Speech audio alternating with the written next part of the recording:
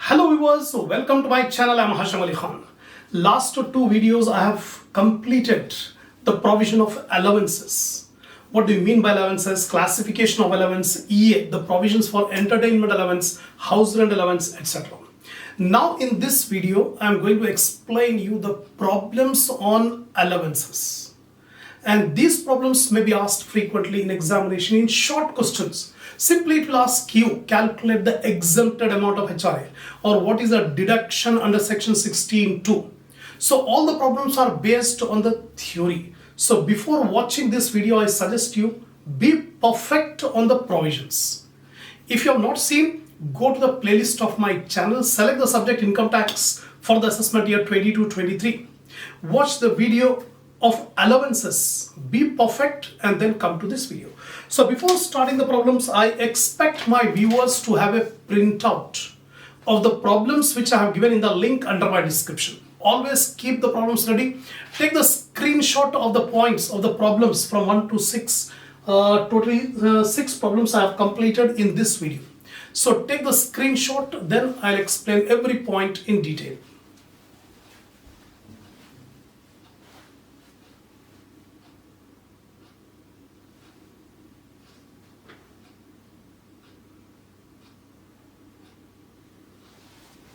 Now, problems on allowances. First problem I am reading out, see carefully. Srimati Sravanti is working as an officer in Andhra Pradesh government. The first point, the SSC Srimati Sravanti is a government employee. Her salary particulars are basic paid 11,000 per month, CCA, city compensatory allowance 900 per month, entertainment allowance 900 per month. Compute the amount of EA, entertainment allowance, to be allowed as deduction. We'll recall the points. For EA, deduction will be allowed only for government employees. So in our problem, the SSC is a government employee, so EA deduction under section 16(2) will be allowed. To the list of the following three amounts, 20% of salary, actual EA received, or fixed amount of 5,000, the ceiling amount. The ceiling fixed amount is rupees 5,000 given by Income Tax Act. So the solution will be like this. Srimati Sravanti, the SSC is a government employee, so EA reduction under section 16(2) is allowed. To the list of the following three amounts, 20% of salary. In the problem, the basic salary is given as 11,000. So 11,000 into 12, 1,32,000. So 20% of 1,32,000, 26,400. Second, actual EA received. In the problem, it is given the EA received is 900 per month. So 900 into 12, 10,800. The fixed ceiling amount which is given by Income Tax Act is 5,000. Now, among these three, whichever is the least that will be allowed as deduction under section 16(2). The least is 5,000. Therefore, deduction under section 16(2) is 5,000. That's all. This is the first problem.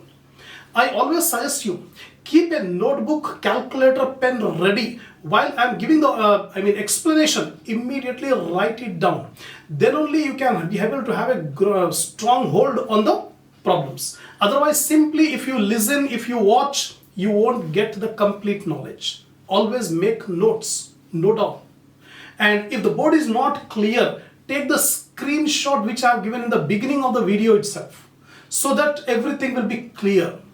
Now, second problem I am going to read out. Sri Rajendra, age 45 years, is working in Ministry of Home Government of India, and his wife Srimati Nirmala Ghosh, age 40 years, is working in Ministry of Foreign Affairs. That means both wife and husband are government employees, and their monthly salary particulars are pay per month. Sri Rajendra, basic pay per month 28,000, DA 50%, HRA 20%, entertainment allowance 12,000, and CCA 2,000, city compensatory allowance. So actually all these figures are monthly figures. And Sri Nirmala Ghosh, monthly basic salary 55,000, 50% DA, 20% HRA, 15,000 EA, CCA 2,000. Both of them wants to claim deduction under section 16(2). Is it possible or not? Give your note as an ITO. Suppose you are an ITO. how you are deciding the case. Both wants to claim deduction under section 16(2) for EA deduction. Both are government employees. So what do you suggest? From income tax point of view, they will not consider the matrimonial relation. They will see both are separate entities, both are different persons.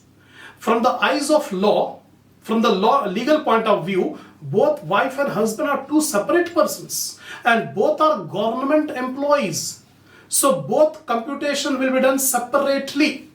So both of them can get deduction under section 16(2). So here both of them are government employees, so deduction can be given. For claiming deduction under section 16(2) towards EA, matrimonial relations, social relationship are not to be considered. Income Tax Act will see only the person, not the relationship between persons. And as an ITO for giving deduction, there is no objection. Suppose if I am the ITO, I don't have any objection in giving the deduction under section 16(2). Now, Sri Rajendra. Separately we will calculate the deduction. Sri Rajendra, list of the following two will be allowed as deduction. 20% of salary. The monthly salary is 28,000. So 28,000 into 12, 3,36,000 into 20%, 67,200. Actual year received by Mr. Rajendra, 12,000 per month into 12, 1,44,000 per annum. And the fixed ceiling given by Income Tax Act, 5,000. The least among these three is 5,000. It is the allowed as deduction under section 16(2) for Rajendra. And the wife, Sri Nirmala Ghosh, again she is also a government employee. So deduction is list of the following three amounts. 20% of salary. Her monthly salary is 55,000. So 55,000 into 12, 660 into 20%, 1,32,000. Actual year received is 15,000 per month given in the problem. So 15,000 into 12, 1,80,000. Fixed amount 5,000 ceiling given by the Income Tax Act. Least is 5,000. So both of them are getting 5,000 rupees deduction under section 16(2). That's all. The two problems have completed.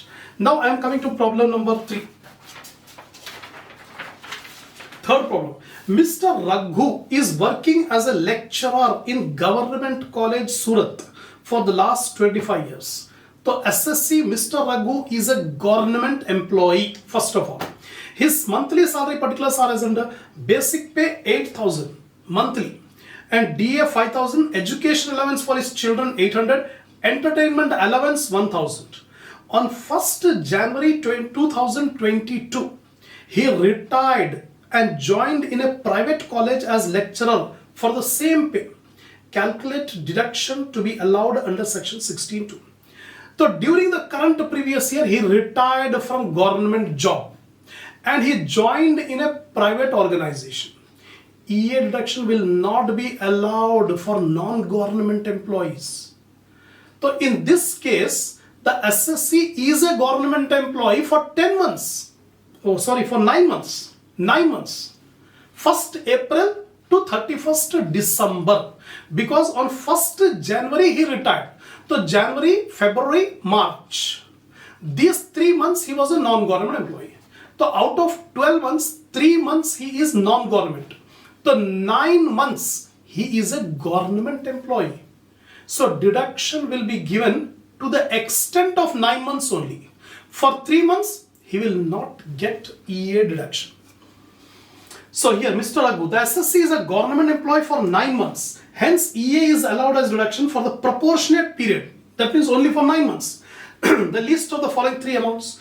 20% of salary. So he was getting a salary of how much? Salary is 8,000. He was getting 8,000 per month. So how many months? 9 months we will take, not 12 months. Because 3 months he was non-government. So 8,000 into 9 into 20%, you will get 14,400. Actual year received, he received 1,000 per month. For how many months? 9 months.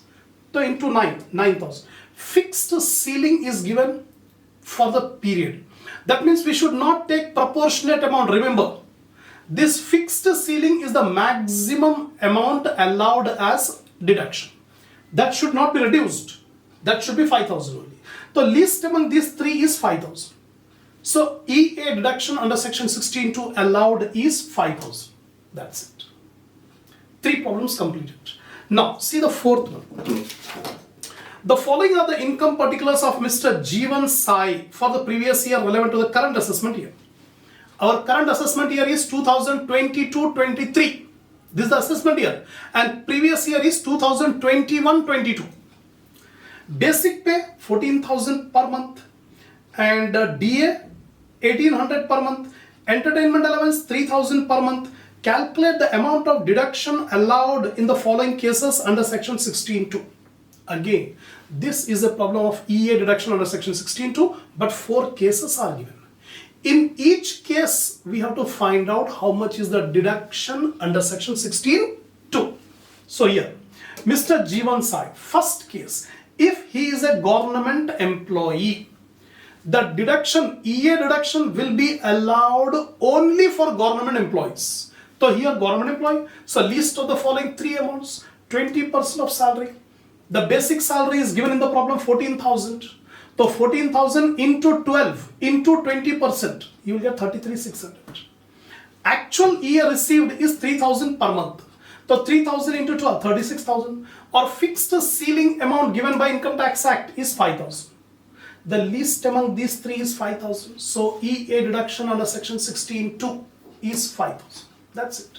First case completed. Second case, if he is a non-government employee, already we know the provisions of Income Tax Act. EA reduction under section 16.2 will not be allowed for non-government employee. So no EA reduction.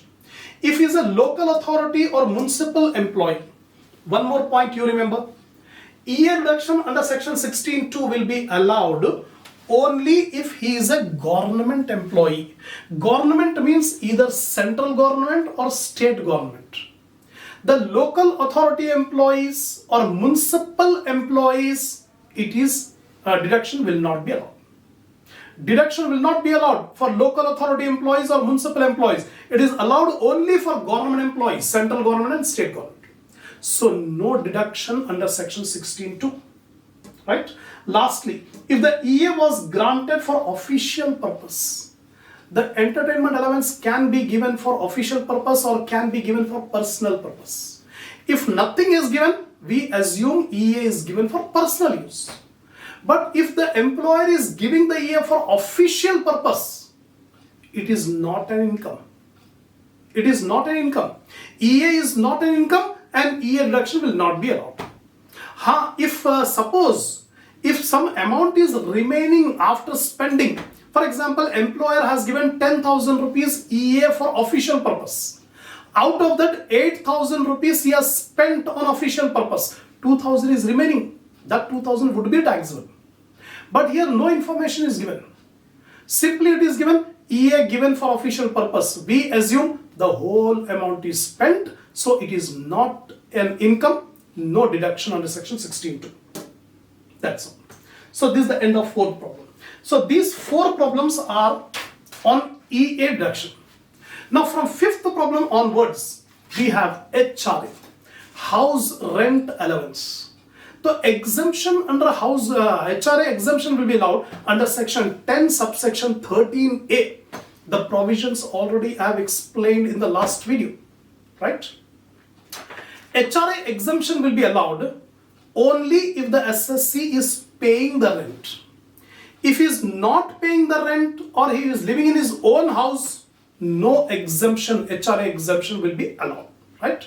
Now for HRA exemption, the employees are divided into 2 categories. Employees living in 4 metropolitan cities, Delhi, Mumbai, Chennai and Kolkata.